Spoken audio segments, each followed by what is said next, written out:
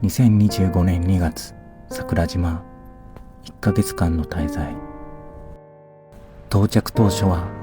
冷たい風が吹き抜け、雪が舞い、噴火する桜島さえも白く染めるほどの寒さでした。この島での体験や人々との出会いは、桜島について深く知る機会になりました。火山灰が風に舞う桜島は独特の風景を描き出します。その灰の行方を見定めるために、この地域の人々は風を読むことができると聞きました。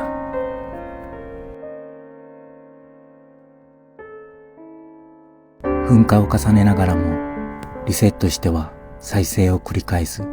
自然の力強さや、その中で育まれた生活の歴史や人々の思い、遠くの地から見聞きする桜島と滞在して触れた桜島とでは印象が大きく変わりました。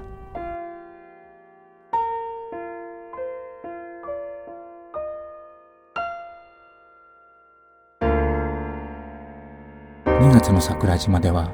至るところで椿が咲いています。花びらを散らさず花ごとぽとりと落ちる椿は、かつて武士たちには不吉のイメージとされたと言われています。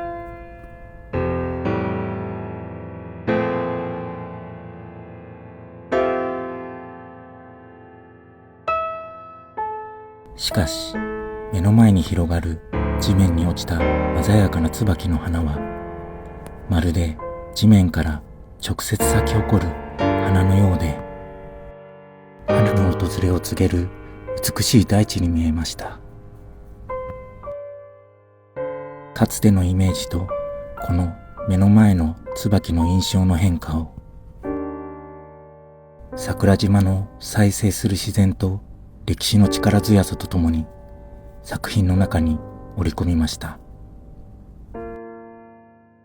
その他にも鋭い形状が邪気や災いを払うとされるススキや、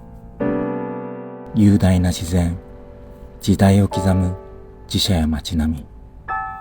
島の人々からお聞きした物語を風に舞う火山灰に投影するような表現で、2025年